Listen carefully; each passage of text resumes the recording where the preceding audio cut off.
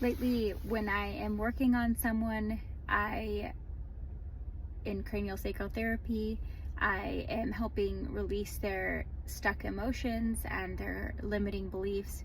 And it has just been so amazing to me. Everybody that comes is just so fascinating and incredible and capable of so much and powerful.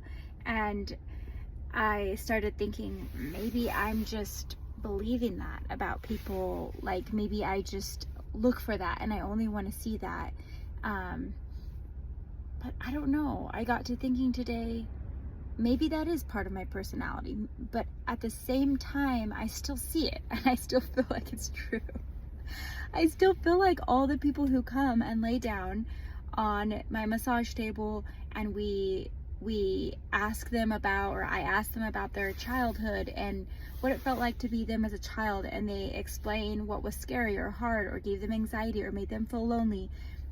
And then as we work our way up to their heart and to their, more their spot of intuition, it's so obvious how a lot of that love and that needing that they've wanted in their lives really it needs to come from them. And that oftentimes the reason they don't give it to themselves is because they're scared. They're scared of how powerful and wonderful they could be. And I've talked about this before, but I have yet to figure out, because I'm only 35 and I haven't been doing craniosacral therapy for a super long time, and I'm sure I'm just going to keep investigating and asking this question, but I've yet to really figure out why so many people, including myself, fear really their own bigness and their own beauty and their own powerfulness. And I wonder if there's a piece of it is that we really do need that connection. On a core level, we really do need to connect to each other, that feels good, that it helps us thrive and survive. And it reminds us that we're both small and part of something big at the same time, which is really beautiful. But I also wonder if the shadow side of that, or the darker side of that, would be that we get so scared of our own power because it reminds us how capable we are on our own. And then we wonder if we won't be needing other people if we will leave other people. So instead of you being so scared of people leaving you, you wonder, would I leave people? And I do hear people say that a lot.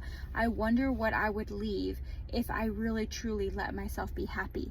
There's often this question they're asking, like maybe it's a marriage, maybe it's a religion, maybe it's I wouldn't be as good of a daughter or a son. And that's only a question you can really grapple with on your own. But I think it's worth looking at. If you fully lived into your power, to your specific magic and talents and gifts, is there a part of you that is scared that you would maybe be unsatisfied with the life you have or the people that are in your life? And if the answer is yes, asking yourself, is that true? Is it true that you really would all of a sudden just not like your life and not like your people?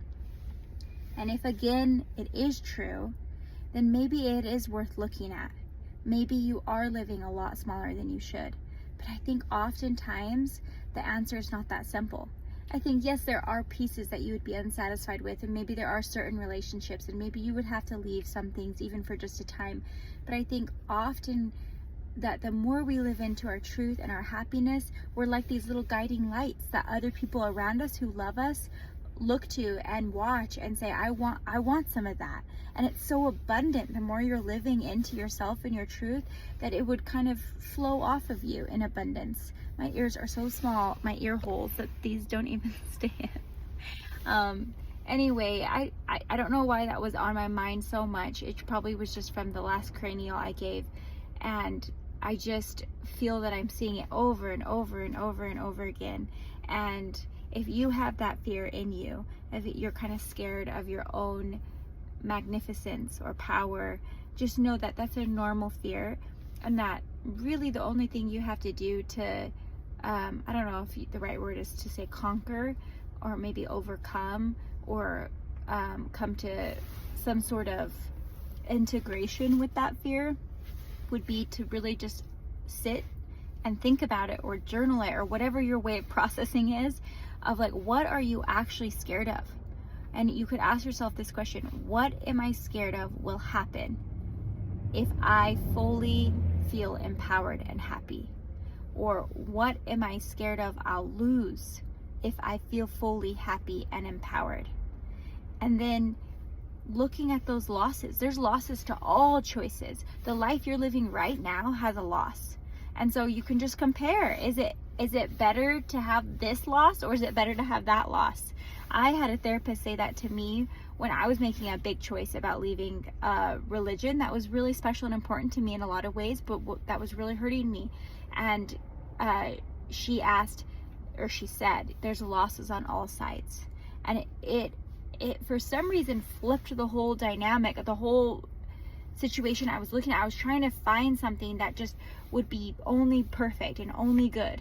And that's just not ever really going to exist. There's always going to be a little bit of losses, and that's okay, because you are powerful enough and big enough that you can handle it. So just what are the losses you're not willing to live with? And I think when you realize the true losses of a choice and you're willing to live with them, true freedom and happiness really lie close to that. What losses am I willing to live with? We're all having some losses, and you just get to choose yours.